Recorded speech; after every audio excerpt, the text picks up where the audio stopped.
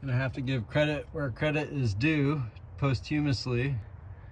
The DieselTechRon. This is a 7.3 Ford, and I watched one of his videos.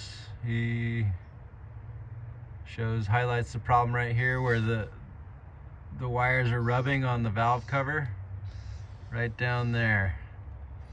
So this is your turbo intake or whatever, and this loom right here is rubbing.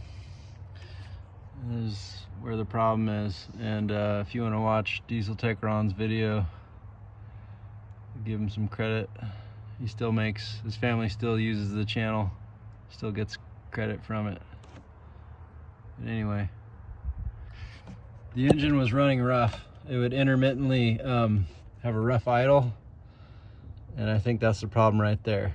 Those wires are worn down. You can see the exposed wires. So if you have an intermittent rough running 7.3 liter turbo diesel, this could be the issue.